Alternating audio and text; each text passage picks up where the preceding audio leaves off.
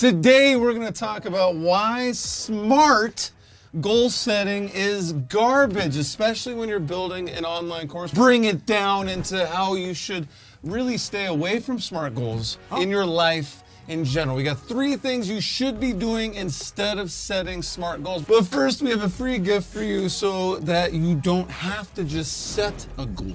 You can achieve it, and you're going to achieve it in 90 days or less, unless your goal is really outlandish. And if it is, then you're doing the right thing and you're not being smart about it. You're being a genius about it. So we got a free gift linked right below this video. It's going to help you create an online course with the knowledge that you already have, monetize it, and save $10,000 in the process. So go check out our free MasterClass. I love it. Right, Nate? You should absolutely check that out. Yeah. 100%. E-learning stuff for you. Specifically, what I don't like about SMART goals is achievable, which is the A.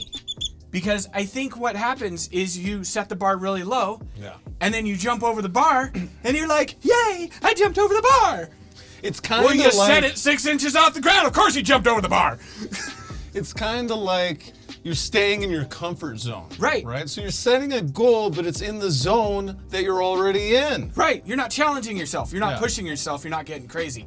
I also don't like R. Relevant. Relevant. So, relevant? So does that mean it has to be relevant to your life and where you are now? Yeah, Similar to what you just said? What that even means. Yeah. Time-bound shouldn't even be on there because it's 2 words and whatever. So we're going to get rid of that. So now we just got SM. Now we just got SM, which is short for small. Small goals. It totally checks out, right? So what we should be doing instead is having a 0 option mentality. Yep. And along with that, you should set big goals. You should set massive goals. And then, knowing that you've got these massive goals, taking massive, massive action towards achieving those goals. In fact, I would even say that you should have goals so big that when you share them with people, they laugh at you. Yeah. Because it sounds preposterous and it sounds unrealistic. But now it's outside of your comfort zone. It's going to make you do things on a day-to-day basis that are going to work you towards that massive goal. Does that make sense? Oh, it definitely and I like does. This. Because about 3 years ago, I had never ran more than 10 miles. Okay. I don't even think I had ran 10 miles at that point. Yeah. But what's going to chase you for 10 miles? But hopefully not you. Well, then I'll be scared. Oh, no, we'll be done after 20 feet. But I had never ran more tthan 10 miles. Okay. But I had this goal to run 100 because I started listening to some David Goggins. Oh yeah. We got Philip Pelto, like following him a bit. Leadville 100 in August. And I'm like, I want to run 100 miles, but I have asthma. I've never ran more than 10 miles, and I've never even done a marathon, but I set the goal, I'm going to run 100 miles. Now, if I was using the SMART goal mindset, I would have never set the goal to run 100 miles. Right. Because it wasn't attainable, at least for like my current state of being. Right.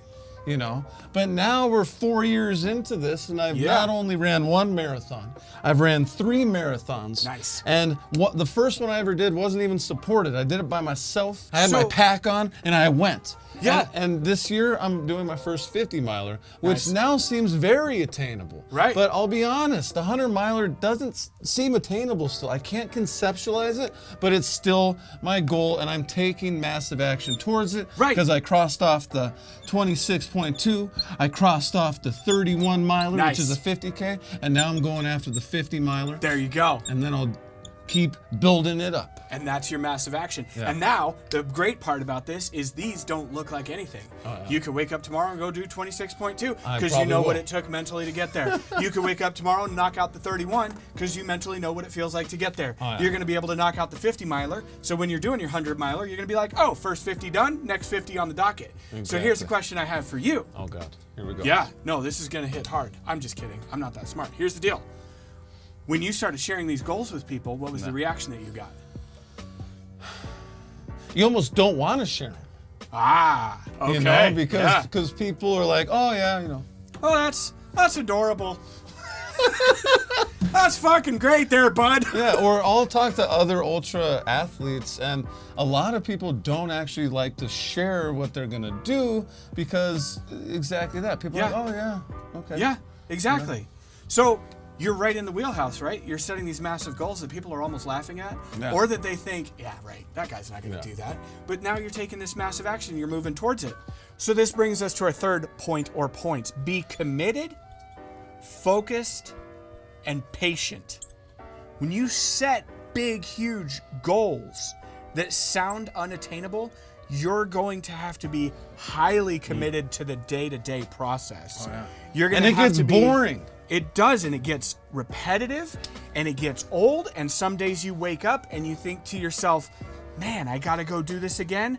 Yes, you have to go do this again. Oh, yeah. Because you've got to stay focused on this massive goal. And you have to like expand your mind, because when I was training for that first marathon, like I said, I never ran more than 10 miles. So I'm just like 26.2.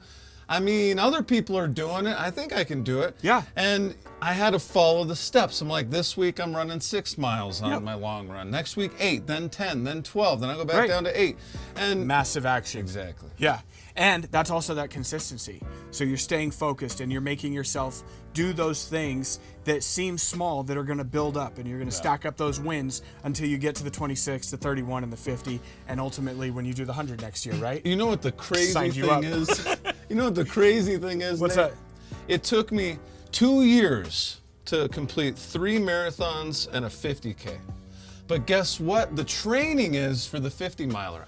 What's that? I have 12 weeks. I'm going to complete 2 marathons and a 50K and a 50 miler in 12 weeks. Yep. So I'm taking what I did over 2 years and I'm doing it in 12 weeks. Right. But you know what it took over 2 years, and you know how it feels, and you know what the mental commitment is in addition to that physical commitment and having that discipline. Somewhere around 25 years ago, I got distracted by SMART goals. And I thought to myself, wow, this is great. I can set these little goals, I can jump over them, I can give myself a little checkbox, and I move on with my life, and I'm going places. The other thing that happened that I didn't realize until very recently was that I stopped dreaming big. I stopped and didn't allow myself to dream big and to have these huge goals. And so the achievable part of the SMART goal caused me to eliminate those things from my mindset. Whereas I used to dream about these big houses, having a jet, having a yacht, being able to travel the world at the drop of a hat, having a huge acreage, having all this money, doing all of these things and working and whatever it is, right? I stopped doing that because it wasn't achievable. Yeah.